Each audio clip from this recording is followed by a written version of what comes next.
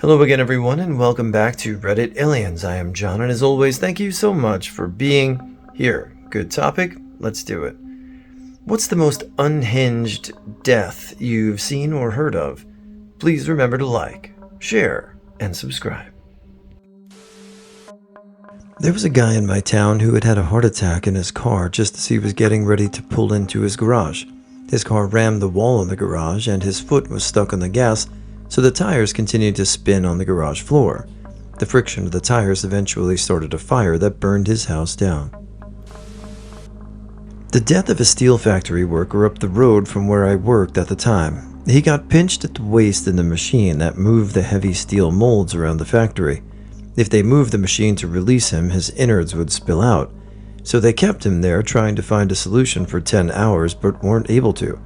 He was in shock and conscious long enough for his family to come and say their goodbyes before he passed, still pinched in the machine.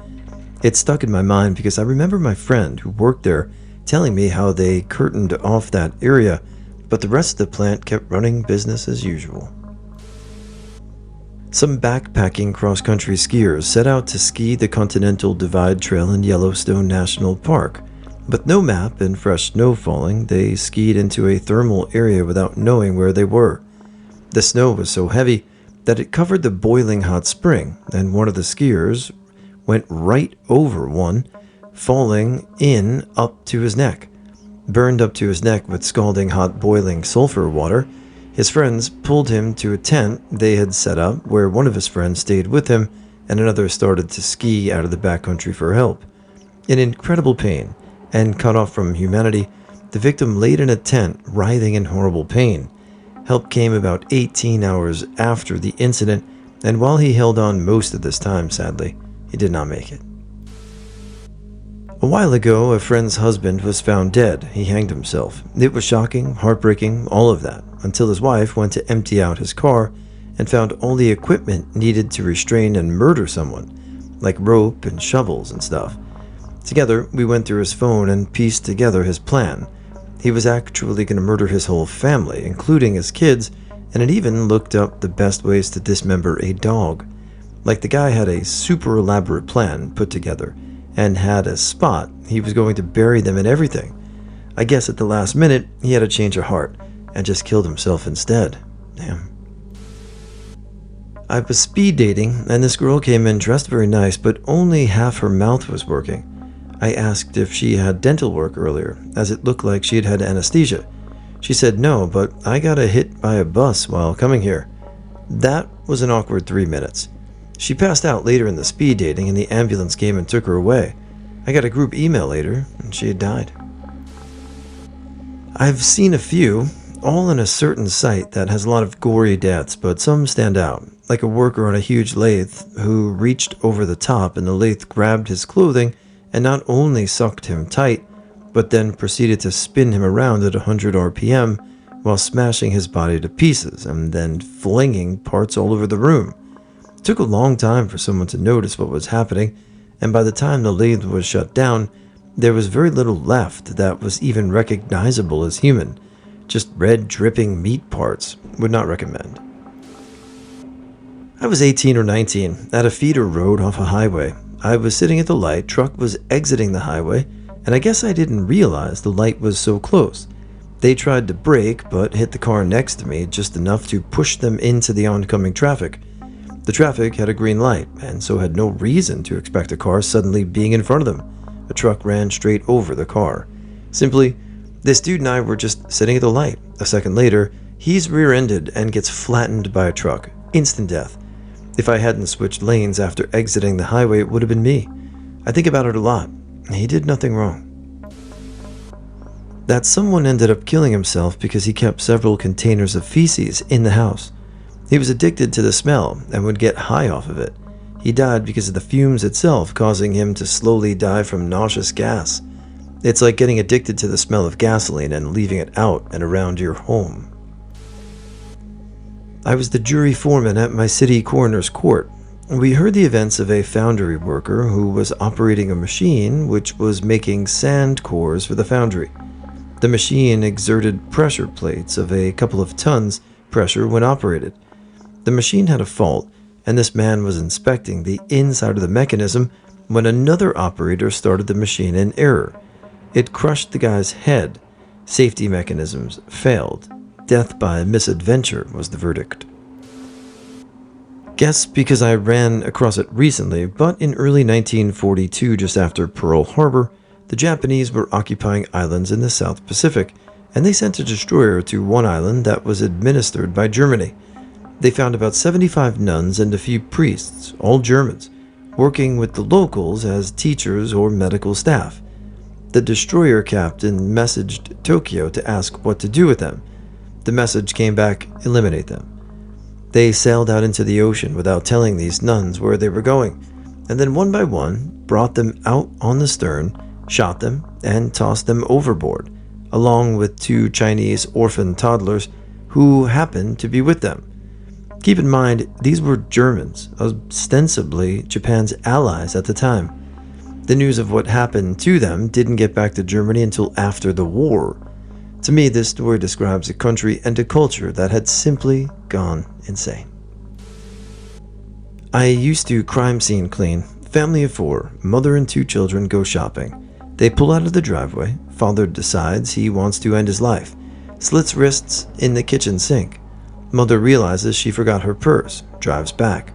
Father notices car pulling up, runs to the front door to hold it shut, slits own throat at front door and dies on the rug, on the other side of the door where his wife was trying to get in. Gnarliest thing to think about, right on the other side of the effing door, man. I mean, what can we say to that? He took his own life, but his family lived. I don't know, maybe he had a psychotic break, and at the last minute, a moment of clarity, although he took his own life, he prevented himself from murdering probably people he truly loved. There was an incident in 2001 here in England where 2 maintenance workers were sent into a bakery oven to replace a broken part. The oven was supposed to have been off for at least 8 hours to give it time to cool down, but it had only been off for 2 hours, and it was still 100 degrees Celsius inside. Something that was easy to find out since the oven had a working temperature gauge, but no one bothered to check it. To make matters worse, the men weren't wearing proper protective clothing, and there was no way for them to reverse the conveyor belt on the oven to get them out. So, yeah, they burned to death. The SL-1 incident. An early prototype for a portable reactor was undergoing testing that involved lifting each control rod a few inches and then lowering it again. For an unexplained reason, one of the 3 men pulled a control rod several feet, causing the reactor to go critical and boiling all the water in the core almost instantly. One man was impaled by the control rod in the ceiling, and the other 2 were killed from the resulting steam explosion and radiation. The only explanation was the operator was committing suicide. First thing that comes to mind is the dude who worked at Boeing from the Mr. Hands video. Him and his pals would sneak onto someone's farm fairly regularly, from what I read, to get rammed by horses. This probably wouldn't surprise anyone who's ever seen a horse dick hard, but during one of the recordings of their adventures, a particularly well-endowed stallion gave this guy like 3 full balls-deep pumps of like an arm's length of horse perforated the guy's colon. He delayed going to the hospital due to fear of being found out he was doing this shit, and I believe he died of periodontitis afterwards or something. They made a Sundance film about this whole story, if I recall correctly as well. I think it was called Zoo. Can't make this shit up. Avoid looking up the video called Mr. Hands for some reason, which captured the final fateful pounding. Some things can't be unseen. My stepfather is both the product manager and safety manager at an indoor sprinkler company.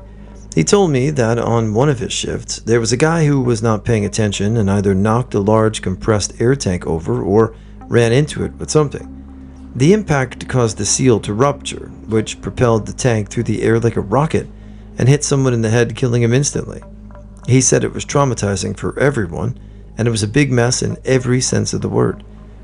It sounds like the PSI in the tank got way too high, and people either did not notice or did not care.